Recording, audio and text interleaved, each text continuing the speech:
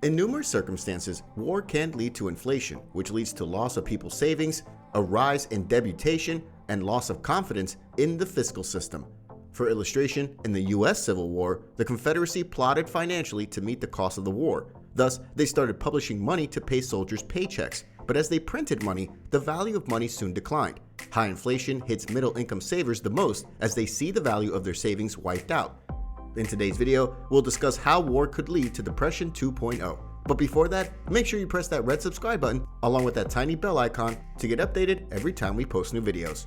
Let's get started. During the Second World War, the United States saw a rise in inflation because the frugality was running near to full capacity. The high levels of government spending and deficit of workers saw inflationary pressures. During war, the frugality can also witness cost-drive inflation due to dearths of goods and services and rising prices of raw materials like oil.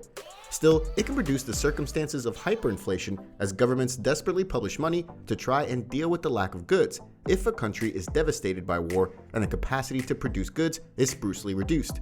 For illustration, with a devastated frugality, in 1946, Hungary and Austria endured the loftiest rates of hyperinflation on record.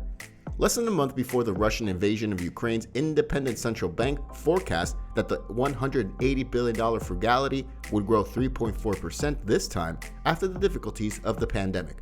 However, war means a catastrophic impact for our economy for the region overall, according to Alexander Rodnyansky, who is an economic counsel to President Zelensky.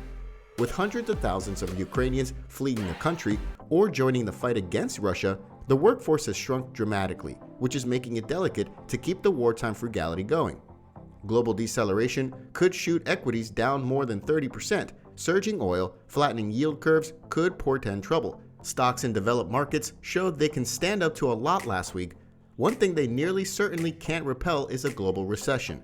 With oil again surging as governments step up warrants on Russia, yield curves signaling growing apprehension over growth and enterprises, mounting about 2008-style liquidity crunches as the dollar surges, pressures on economies is rising. Should it affect in a full-blown downturn, it'll come much harder for equities to stay flexible. U.S. stock futures plunged as much as 2.9% on Monday, erasing gains from late last week as enterprise that central banks would throttle back on tensing policy gave way to worry that the geopolitical extremity in Europe could decelerate global profitable growth.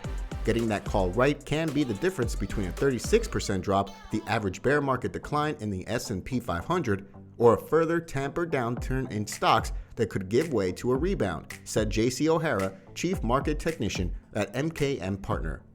That's all for today's video. Let us know your views in the comment section below, and don't forget to like this video before leaving. Thanks for watching.